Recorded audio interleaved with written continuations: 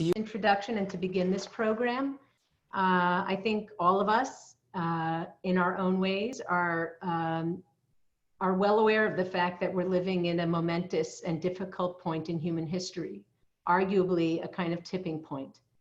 And we seek guidance and wisdom, and we've been blessed with this event to have a true leader and pioneer in social justice, equity, and activism with us tonight. And there's around 150 people registered, so though you can't see everybody, the room, as it were, is full and waiting. And so I just would like to say that this is actually the inaugural event that's part of a series on Jews and race that we're hosting here at the Graduate Theological Union, with a whole set of co-sponsors at the University of California, Berkeley. I'd like to thank the Center for Jewish Studies at the University of California, Berkeley for co-hosting this evening in particular. Also the UCB Center for the Study of Religion, as well as the Berkeley Institute for Jewish Law and Israel Studies. All of those elements at UC Berkeley have joined us in spreading the word about this event, and that in large part is why we have the crowd that we do have, at least our virtual crowd. I also want to thank my colleague Sam Shonkoff, with whom I worked to develop this program. Sam just joined the GTU a year or two ago, and it's been an incredible friendship and support. And I also want to thank Matt Hartman, our CJS program coordinator, for facilitating this event. And I also want to thank the staff of Dimensions Inc. for helping us all along in bringing this program to fruition. It really took all hands on deck, on screen, all hands on screen. Allow me to introduce someone who needs no introduction. Yavilah is an anti-racism activist with an international platform, providing training and consulting for social justice projects that span multiple identities and communities. That multiplicity of identity and communities is really our starting point in many ways tonight as we hear from Yavilah, who is, as you know, also the CEO of the diversity consulting group Dimensions Inc.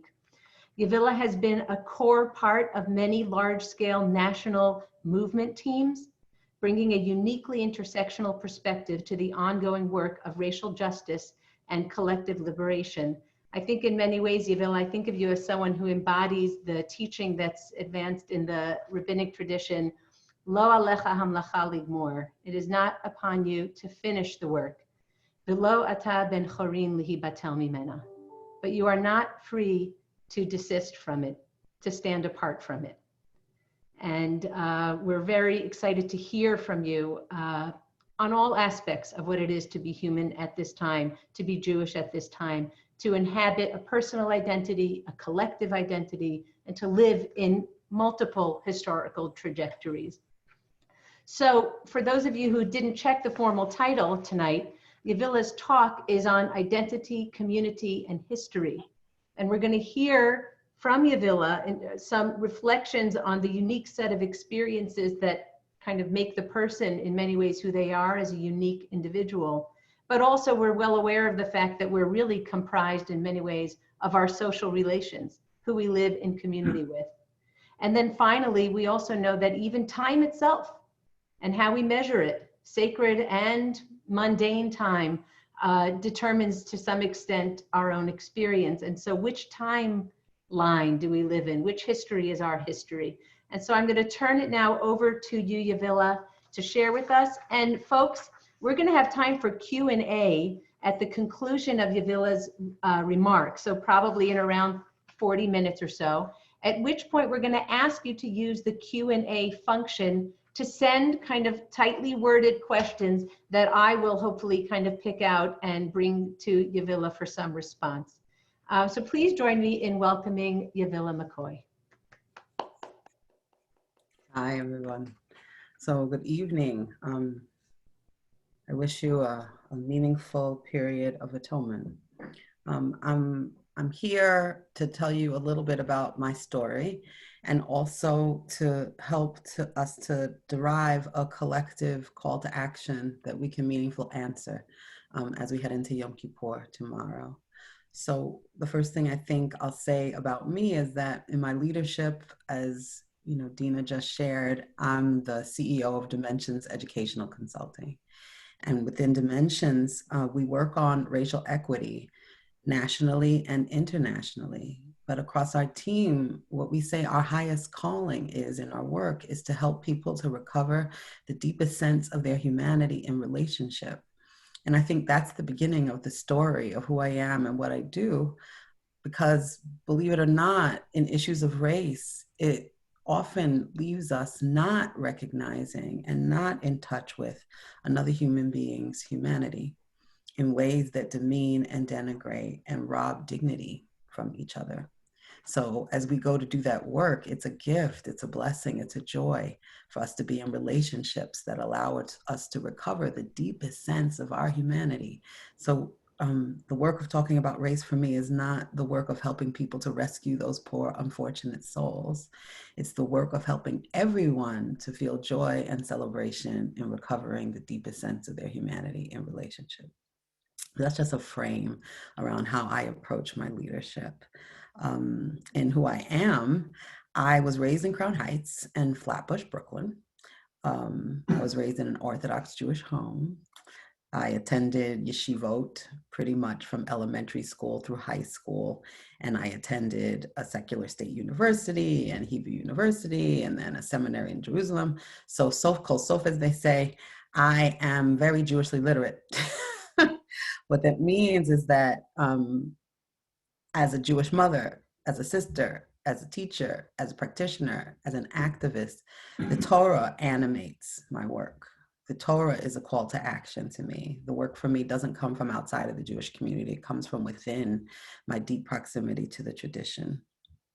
So all of the identities that I hold as woman, as African-American, as somebody who was raised working class, all of these different things have informed the way in which I approach crossroads. And I believe right now we are at a crossroads moment in our history. We're facing a global pandemic. We're facing the reality of widespread racial protests. We're facing global fascism. We're facing destabilization, mass migrations, born of war, famine, global crisis, and instability. Where's the human in all of that? How do we find ourselves human under those conditions? So the beginning of my journey of finding myself human started with two parents. And my parents gave me a faith tradition that taught me to see evidence of a compassionate creator in the world. To wake each day with breath in my lungs and say thank you, moda'ani, to in my being feel joy at seeing a sunrise, to be able to experience the beauty of water and air and land surrounding me as a gift that I wasn't supposed to take for granted. I was taught that life itself was a reason to be a good human, and that to be a good Jewish person, I had to learn about the world from a place of sharing and from a place of understanding that the good in my life wasn't my own or only because of the work that I had done, but was also a gift to me from my ancestors. That the work that my ancestors had done to struggle and to work hard and to make it possible for me to have a chance to work hard and to have access to all the good in my life was something that I shouldn't be overly self-congratulatory about, but that I should see people who have less than me or people who actually are in struggle and approach them by saying, there, but for the grace of God, go I. That was my grandmother's phrase. And so there's a way in which my upbringing as a Jewish person of color made me very sensitive to what it means to be vulnerable, made me very sensitive to how we must relate to one another when in society people are targeted. So what does that mean practically as we talk about race? That when I talk about immigration as a Black Jewish woman, I'm remembering that my great grandmother was, the daughter of a slave, and that my great grandmother was alive up until about 10 years ago. And so was my grandmother, and so was my mom. And so transgenerationally, there's a story of what it meant for my family to be refugees as they escaped Jim Crow in the South and came up to New York in search of a better life. And so those are my Nana and my great-grandma's stories. They're not like, out of proximity to my life. My other grandfather on my father's side walked on foot from Virginia up to New York, and that's a long walk. So there's a way in which this idea of how we deal with folks who are fleeing for a sense of freedom is a one-to-one story for me.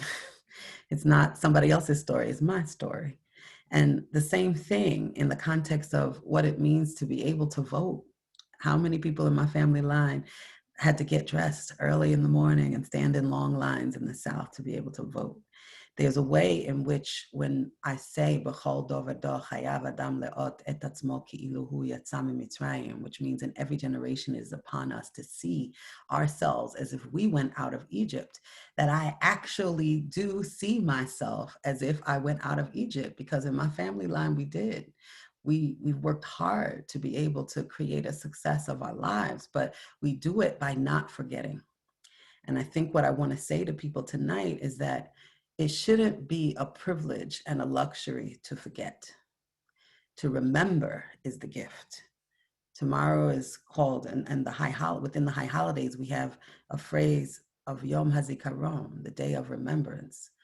What does it mean to remember from the understanding that we are proximate to our own and other suffering in a way that brings us to a deeper sense of our humanity? That's what I learned, that's what I live, and that keeps me in relationship, not just to my own family, but to the multiple generations of people that gave me life.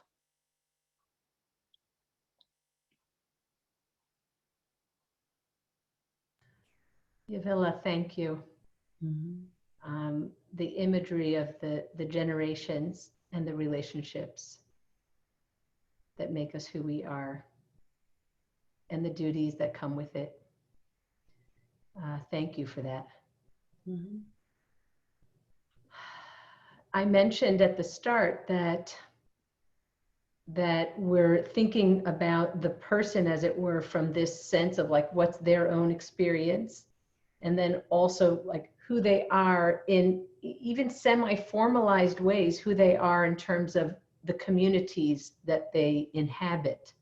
Mm-hmm. Can you share with us a little bit about how you, especially as someone who's thought so much about how intersectional all of our identities really are, which communities do you inhabit and how?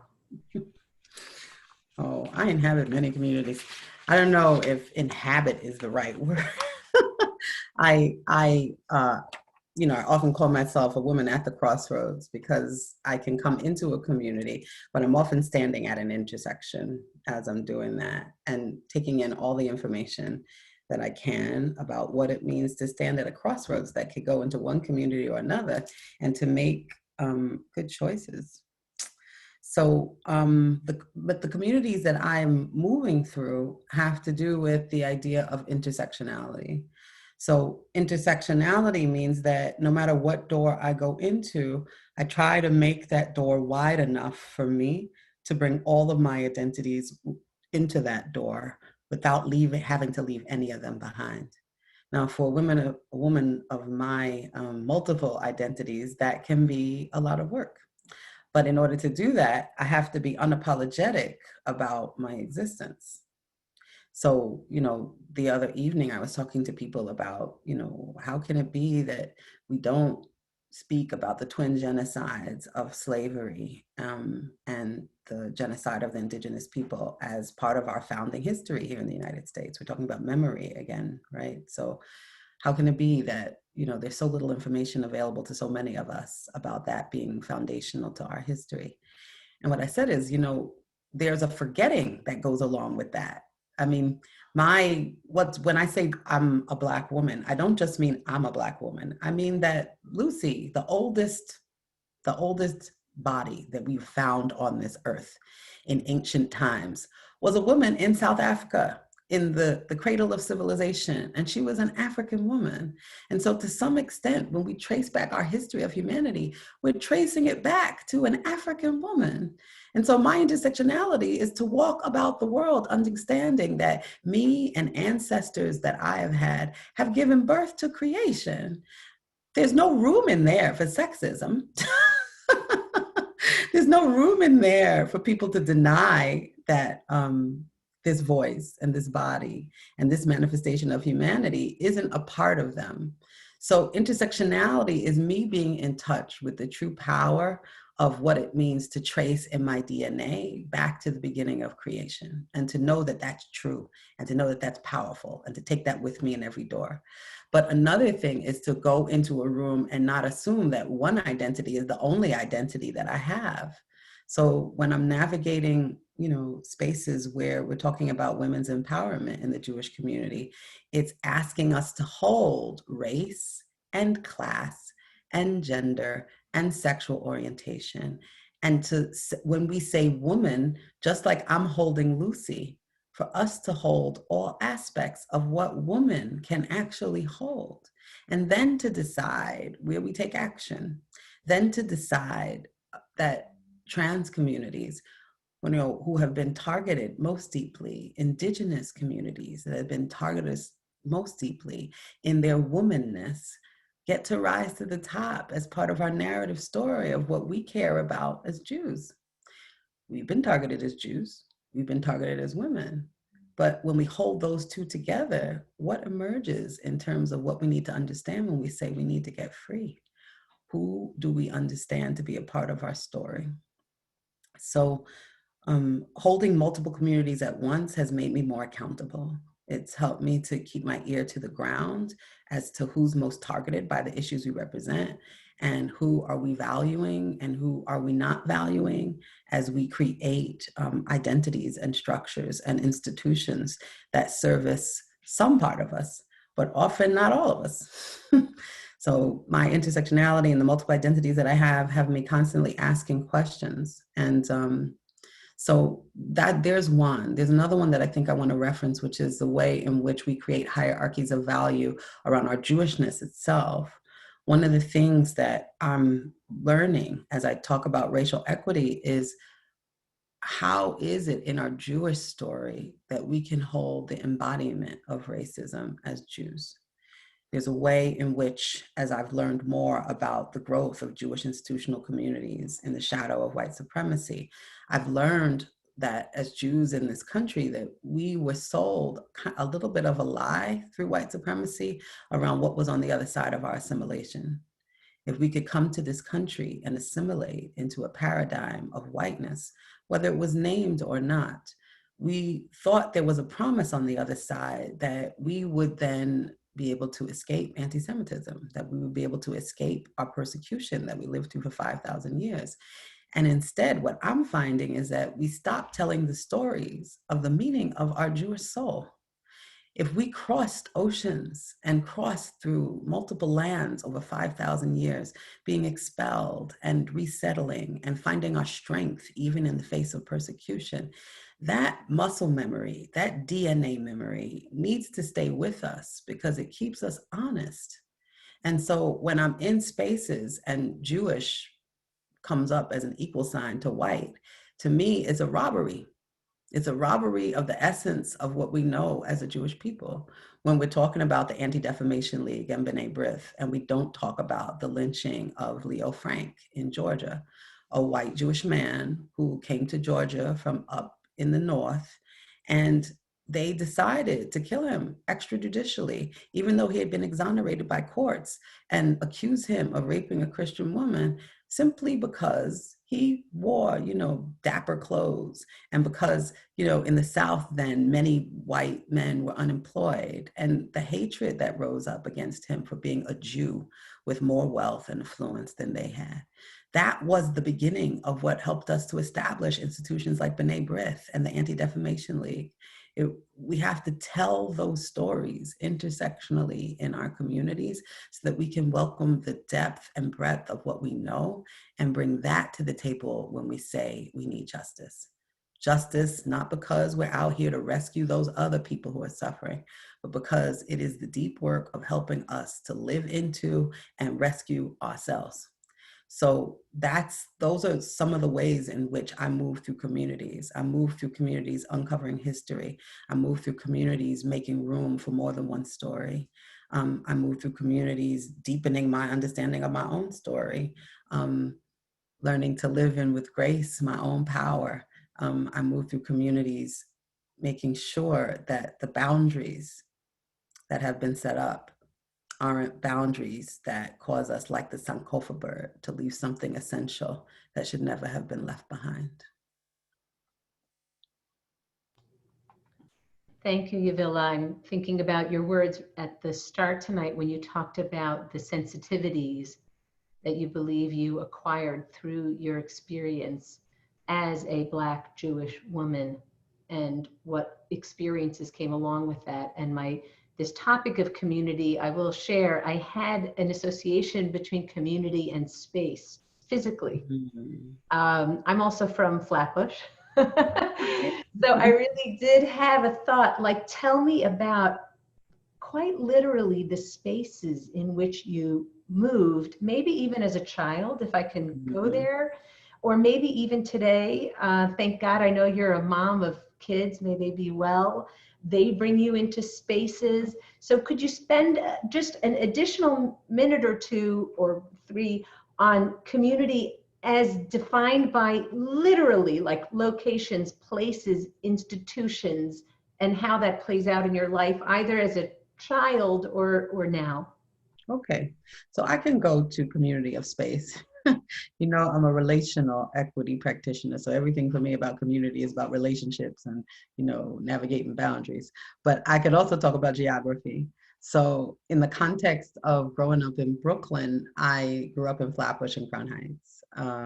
Flatbush first as a very young girl, and then Crown Heights. So stories that I remember from Flatbush, I grew up in East Flatbush, in what is called now Canarsie, in Remsen Village.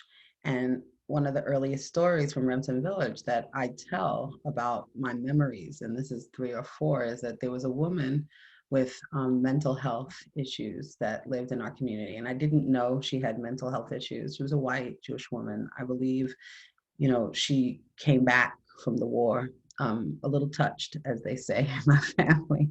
So she was operating with some mental disabilities. And so she had like 7 dogs, and she would wander around the community, and her name was Mama Charlie. That's what they call her, Mama Charlie.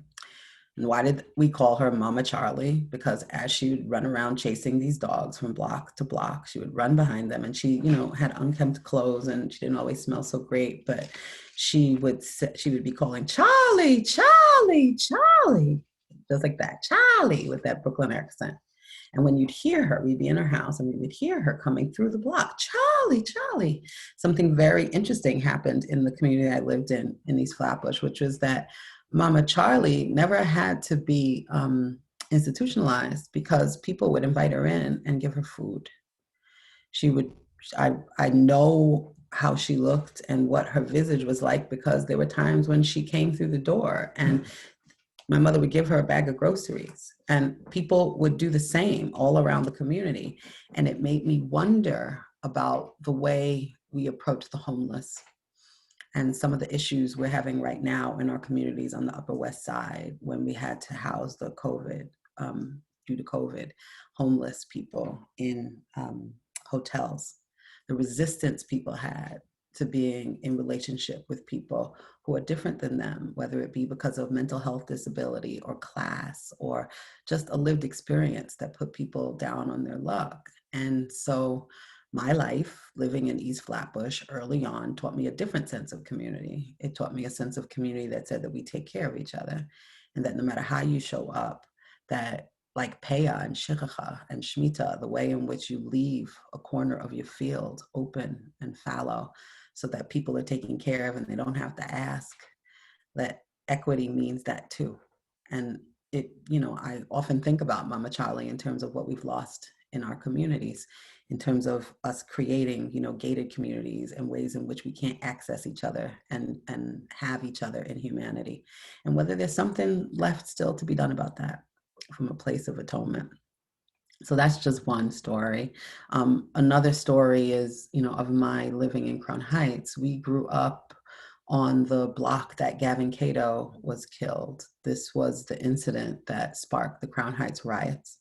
And so at the corner of my street, there was, a Jewish man who was trying to follow the Lubavitcher Rebbe's motorcade through a light. The motorcade, as a funeral motorcade, could go through the light, but he tried to follow the motorcade, and traffic started up, and it caused his car to swerve into the building at the corner just beyond the light, and he struck a young boy and pinned him to the wall, and that boy was Gavin Cato, and Gavin died waiting for the city ambulance to come. But the story that's significant that we learned because we lived on the same block was that Hatzalah, which was the local ambulance for Jews in Crown Heights, came first and took the gentleman who had struck Gavin, the white Jewish Hasidic man, away from the scene, because when they arrived and they couldn't unpin Gavin from behind the other side of the car, they had to leave him there and let him wait for the city ambulance to come. But they took, the white man. And for right or for wrong, the optics of that to people watching a young boy essentially bleeding to death and a virtually unscathed man be taken away from that scene because the reasoning they were scared for his life, that if they left him there, that people would attack him, left me with some very complicated stories about the impacts of race. I lived in a community where the privilege of being Jewish meant that if you were on welfare, you didn't have to go downtown and sit in urine-stained halls to get a check. Many of my Jewish working class neighbors could go sit across from another Jewish woman 5 blocks away from our house and be able to gain public resources without the indignities that the Black communities that we lived with had to endure. There were all sorts of ways in which it was just very apparent to me growing up in Crown Heights that there was a division of resources that created inequity along racial lines. And so when we lived through the Crown Heights riots, there were other questions we had other than those of anti-Semitism. We had questions about what does it mean that so many days people get up on the same block, walk past each other and don't say good morning? What does it mean that people are watching you park double, triple to be able to go inside a bakery and get your challahs, but if they park 5 minutes beyond the meter that they get a ticket and you don't?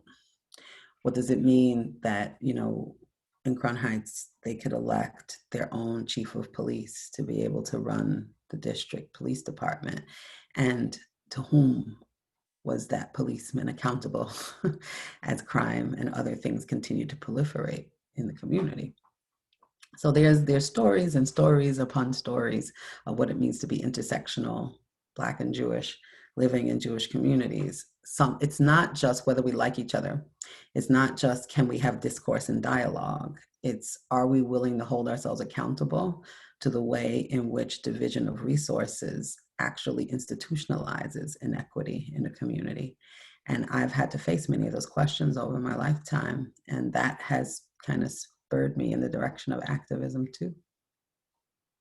So just 2 different kind of stories. Thank you, Yavilah. Much to say, but I'll allow the questions at the end to really take up our time. In the last portion of your formal presentation, Yavilah, I was wondering if you could reflect with us on what it is to inhabit time. Yosef Yerushalmi, a great scholar of Jewish collective memory and Jewish history, talks about the kind of enchanted circle of sacred time that in the case of his expertise, that Jews can step into through ritual and recitation. We're in the middle of that sacred season right now, and it places us in relation to the seasons and in relationship to our history. And living in a sacred history and a trajectory of history is a powerful part of what it is to be a Jew. Yes. It is a powerful aspect, I know, of what it is to be African American and to live inside a history, as you began tonight, So how is it to live in these concentric circles of history? Where are you in time, in history? That's my question. Mm. Well, in these times, I'm feeling that we're in a time in which the universe has sent us all to our rooms and asked us to reflect. And we've come out of our rooms and are just ready to get right back to it. So I'm trying to get us closer to the time out. Sit down in the time out for a second and reflect. How did you get here? And how do we want to get out of it? So that's one relationship I'm into time. But the other one is, there's a way in which the Zulu, Xhosa, and Swana and Venda of the African traditions have given us a phrase. It's Umuntu, Ungumuntu, Ungabantu. And that is the beginning of what we call Ubuntu, which is this idea of I am because we are, and we are because I am. In African traditions, this actually teaches that a human being becomes human through their relationships to other people, and that we learn more about who we are in time by how we experience ourselves and what's reflected back to us in relationship. So in this time right now, I look around me and I have been thinking a lot about like, who am I in time and who are we in time? Who am I in time right now as I look at what does it mean to live in Newton? I live in Boston. It's an affluent suburb. I watched what happened when, COVID hit and all of my white neighbors fled to the Cape, and it became a vacation type thing, while in my supermarket locally, in my white suburb neighborhood, what used to be a diverse and majority white clerkship serving us, through as cashiers, became predominantly immigrants and people of color who didn't have the luxury of giving up the salary of being a cashier. And so all of a sudden color changed right in front of me. And I said, who am I in time? Who am I in time right now in this neighborhood? Who am I in time brought me to questions, as we think about the fires that all of you are going through. I just, on the West Coast, as I'm watching that happen, when I asked the question of myself, who am I in time? I facilitated a discussion the other evening where a gentleman was saying that the visceral experience of walking out of his front door and having so much soot and ash that he couldn't breathe helped him to understand what it means to be in relationship with George Floyd's murder. Because physically in his body, feeling I can't breathe, helped him to understand what it meant to be on a sidewalk, saying I can't breathe and not being heard, and to the point of your own death at the hands of police. So these are times in which I am trying to get quiet. The phrase of this time is Hayom Harat Olam, Hayom Yamipa Mishpat, right? We're all, this day, the earth, we stand, in front of you being judged. We stand in front of you with the world trembling, yeah? And I feel the world trembling all around me because it's trembling with the cry of, see me, see the truth, see what's happening to other human beings around you, and have enough courage to care. Don't make it cognitive. This isn't a time to turn it into, I have to write 3 theses and take 50 million workshops on race. Feel in your body what it means to be so scared that you might catch a virus, that you're willing to do all sorts of things to protect yourself and your family. And if that's true, what might somebody else feel like in their body when they're trying to protect themselves from the virus of racism, when they're trying to keep themselves alive from a scourge that has been with us for over 400 years in this country? Imagine having to live through COVID for 400 years. People can't imagine living through COVID for 400 days, much less 400 years. So everything that we're feeling in our body, will we be willing to let that embodiment be a teacher? Or will we, in time, just go back to what was beforehand? I don't think it's going to be possible, given all the ways in which the universe is saying, not yet. that we'll be able to just cycle through time without becoming more proximate to each other. But in time, that's what's happening for me. I'm trying to hear the call of the shofar as the call of our elders. I'm trying to hear the call of the shofar as the call of our babies. I'm trying to hear the ways in which we're moving through the world right now as an opportunity to be different, to let the many, many things that are dying around us be an opportunity for regrowth and rejuvenation. I'm listening for what's hopeful about what happens when the night gets so dark that the stars become more brilliant. I'm looking for those stars. So there's just a way in which I'm trying to live in time right now and just be proximate to what the universe is trying to teach me. And that is calling me to justice. It's calling me to action. It's causing me to be more human. It's causing me to live into our traditions as Jews and actually be listening, to actually stand trembling before the gift of humanity and what I've done and not done with my gift of humanity tomorrow. There's so much. And so in time, I'm trying to be on time. That's what I would say. Thank you, Yavilah. Bringing us into the sacred time of the Jewish New Year, associated, as you said, with the birth of the universe. And this prayer that all that is dying around us, that it serve the purpose of life and connection, I will bring that into how I hear the shofar, as it were, in this time as well.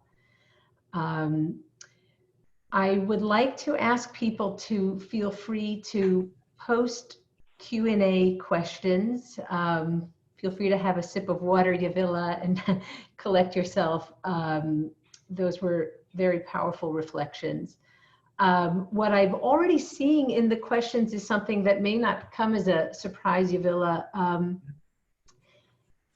Maybe a difficult question, which is people are trying to navigate what has tended to cluster in the world of what to call it, politics, identity politics, the ways in which if someone has a connection and love of Israel, is there room for them in the Black Lives Matter movement?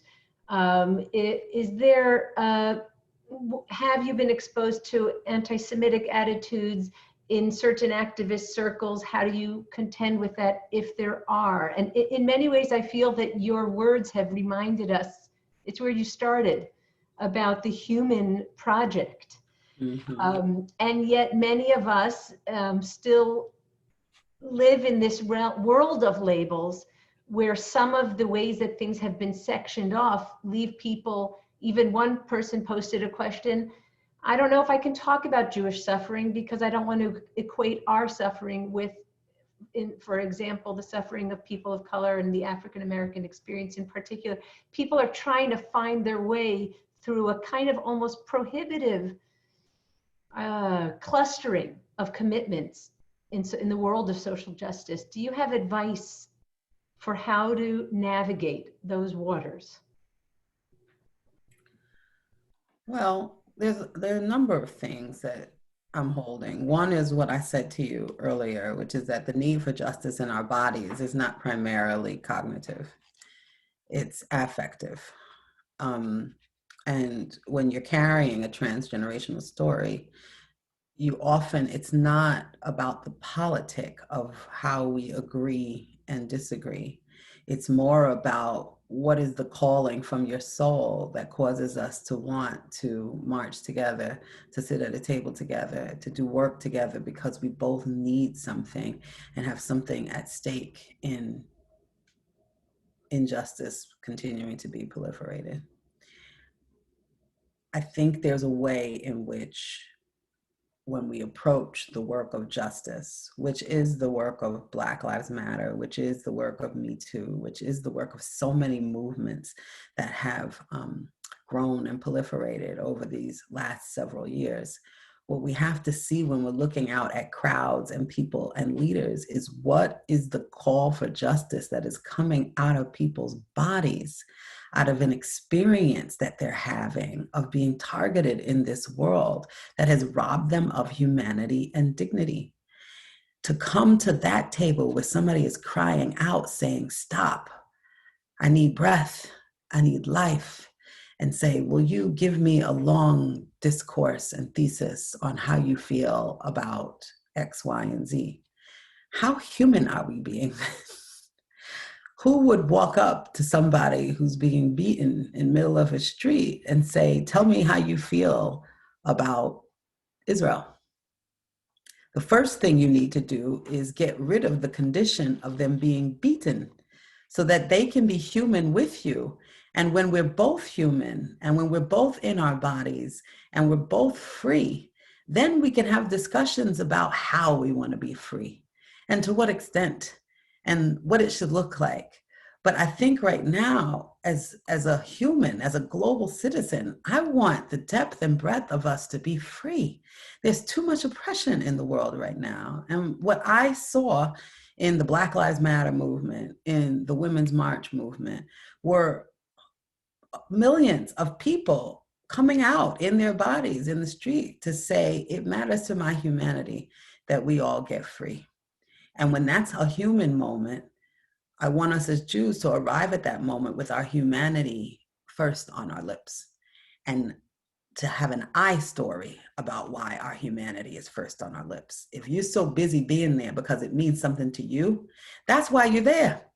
I'm not worried about why he, she, and they are there. I'm here because this is something that I need in my body. So what do we need in our body, in our collective body as a Jewish people that brings us to the cause of justice? If we haven't answered that question, I don't think it's the time to ask for discourse and political theories. I think it's the time to find that story. So in our bodies, what's your I story? I ask people. Why are you here? Are you here to save those poor, unfortunate souls? And you want, in order to feel good about saving those poor, unfortunate souls, them to come back at you with a story that validates that decision and choice?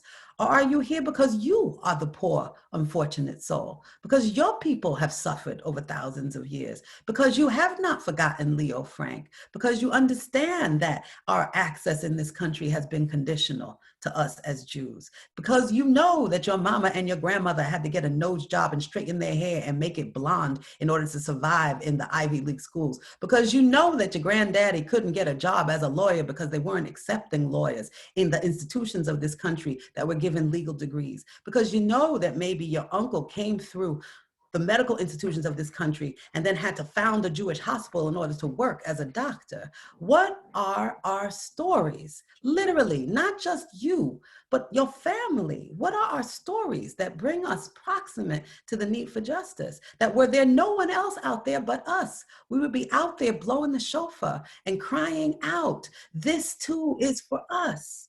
That causes you to stop being distracted by what somebody else is doing. It causes us also to do the work of saying that Jews are not white. If I were to snap my fingers like this and bring all the Jews that exist in this world into this Zoom room with us right now, they would be more diverse than the United Nations itself. With that being true, this is the work of us to recover us, to recover all of us, so that when we finally meet each other on that day, that becomes true. On that day, Hashem's name and the manifestation of how we experience God and justice will be the same. That is a day without racism.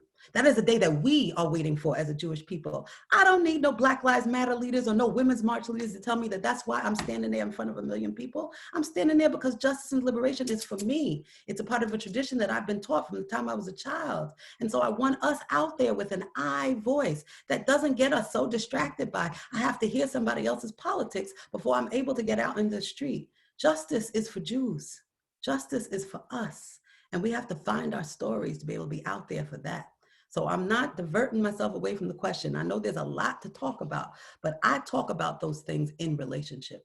I talk about those things once I'm proximate to another person's humanity and they're proximate to mine, because then I know when we disagree, we can hold it if I come first without being in relationships, they're not holding me and I'm not holding them. And the fact that we're disagreeing actually is pushing us farther apart when what we actually need is justice. So that's how I approach that question. And I hope that's satisfactory. I'm glad we're recording tonight's event because I, for one, will be re-listening, Yavilah, to your teachings tonight. We have around 10 more minutes to tonight, and somebody asked a great question, which is, where do you see some hope? Where do you see signs of improvement, of the kind of relationships thriving? Right here. Here. This is hopeful. We're having good conversations. We're telling the truth. Nobody's running away. People haven't started to, flee in discomfort. We can talk about things that are uncomfortable. You can hear some stories from Yavilah McCoy that aren't all, rose garden stories. The both and. I see hope in all the ways in which we are welcoming our intersectionality as Jews. We are doing the work of creating curriculums and history and opportunities here for education where people can learn more, where we are looking to show up with a Jewish justice story, but not see ourselves as exceptional to the broader justice story. There's so many ways in which I have so many colleagues and friends and leaders who are working hard to do that work. And that gives me hope and that gives me joy. I see hope and joy in the next generation. The next generation coming through, they're really fierce. Many of them are like unapologetic about the need for justice. And if we can be in a transgenerational relationship with young people who don't have always the jobs, the institutional access, the homes, the power and position to lose, that causes them to be in cognitive dissonance about their entry point to justice, but they go out with their bodies because in their bodies, they still feel their power. If we can be with that generation in love and with understanding and listening for that younger self that we were once before, that maybe oppression has tried to take away from us, that's super hopeful too. So transgenerational work is hopeful to me. The work that we're already doing is hopeful to me. The fact that so many people now are talking about race. The one thing I want is for people not to stop just talking about it, but get proximate to it. Like I said, in your own eye story, in your own family, in all the people who we're going to need to grab hold of and not let go of in this country to be able to make a difference, because we're so divided and because there's so many different ways in which we're not meeting each other. How is this humanity that I'm teaching tonight going to help us to be able to listen to some people we don't agree with and hold on to them until our humanity here in America gets recovered for all of us? There's lots of hope. For me, the hope is in the opportunity to have life another day and keep trying. Like we started, lo alecha hamlecha lav mor, v'lo ata or at bat chorin lehivatel mimena. Yes? Yes. We are not free to desist from it. Yes. I mean, these reflections, Yavilah, are a call to action and reflection at the same time. Mm-hmm. And your emphasis on the body, affect, proximation, contact. I think I would love if you would be willing to reflect a bit on the COVID situation in how it has prevented a lot of the physicality that you're describing as a almost kind of necessary first step. We overlook it, but it's actually the most primary thing is our bodies, as you're saying, our life as it inheres in this body. Two questions. Reflections on this crisis, the isolation, the economic crisis, the suffering, and also as it applies to the importance of physical relationships and activity in bringing healing. Yeah. Look, there is nothing that can ever replace a warm hug. And I think a lot of us right now are missing the opportunity to be hugged, the opportunity to look into somebody else's eyes and see joy and feel celebration just from sitting in close contact with other people. That's one way to experience our humanity. I think in the situation that we're in right now, we're being challenged to reach for others. And the reason why I say that is because, you know, at the beginning of COVID, I think the first week of COVID, I lost my mother. My mother passed away suddenly, 67 years old. And I wasn't prepared for that. I wasn't prepared for that at all. And my mother and I were very close. And there was a way in which, with my mother not being on this plane, I had to recognize that she was still with me. And in the ways that I claimed that we could have a different kind of relationship, it was in hearing her words in my head. It was in still remembering the sound of her voice.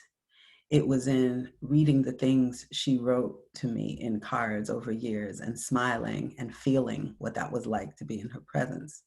There's a way in which having my mother be proximate to me will leave me, you know, a different person probably for the rest of my life. But in what I've had to reach for in terms of what will never leave me of my mother, it's caused me to have to be in a different kind of relationship, to think about what was most important about what she used to say to me, to think about the way in which she was in her body that I want to emulate too, the kind of mom she was that inspired me to try to live into that. I don't need my mother sitting right next to me to do that work of being in relationship with her. There's a way in which maybe we're being taught to reach for the essence of what our relationships actually hold. What do you actually miss about the people you can't be around outside of just being around them? What did you actually like about going to a movie or being in a restaurant or sitting with people? What was happening at that point? That when you get to have it again, you're going to smile and say, I'm so blessed to have it. I'm so blessed to be able to go to a beach. I'm so blessed, again, as we started, to be able to experience a sunrise with others. I'm so blessed to be able to be in air and water that was gifted to me at no cost. I'm so blessed to have those things. Maybe the thing about our relationships right now is figuring out how to appreciate what we have. Just because we're behind a screen doesn't mean we don't have them anymore. Maybe we're being separated from things and from people so that we can more deeply appreciate them one day when we get to have them again.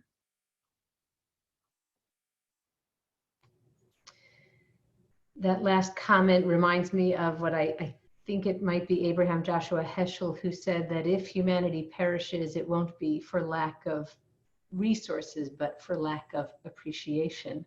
Mm-hmm. It's the consciousness of what it is that allows us to live, to flourish, cherishing those elements, and then letting that feeling of cherishing guide our actions. Yeah, I've been hearing in my head that phrase that if you love something, let it go. And if it's real love, it'll come back to you. Kind of like that too. The things that we really love, did we love them because they signified value or because they actually were of value? You know, when you get up and you get dressed in the morning to sit in front of a computer, are you wearing those clothes because they're actually comfortable, or are you wearing those clothes because you're trying to signify a certain image of yourself? I've learned to love the idea of being exactly as I am in front of a screen or off of it, because why would I ever get dressed up for a computer screen? I mean, you know, if I'm wearing this because I like it. If I'm wearing this because it brings me joy. That's something that you discover from not having to be in crowds of people where we're signifying love and care and value to each other, as opposed to being in real relationship with something that we can name as significant to us in proximity. So let's learn our lessons. Let's learn our lessons and see what happens on the other side. I hope it's redemption. And I hope it's more liberation and justice. And I'm going to pray for that tomorrow. And I hope everybody out here is going to pray for it too. So. Thank you, Yavilah. I would like to turn to the folks that are here. We can't see you all, but thank you for coming. And we we've recorded this event and it will be available on our GTU, Graduate Theological Union website, and probably other websites too. Yavilah and I will talk about that. But Yavilah, thank you for these words of reflections and insight. And it really does come at a time in our humanity where we really do, we're seeking that kind of direction. And I, for one, am going to take all of this very much to heart, to my body, and in particular to name what it is that I've lost in the time of COVID, but naming it, cherishing it, will motivate me to take the steps to recover it. So I thank you. Amen. May it be so. Okay. May we all do that. Amen, amen. Thank you. Thank you, Yavilah, for joining us. Have a good night, everyone. Laila Tov.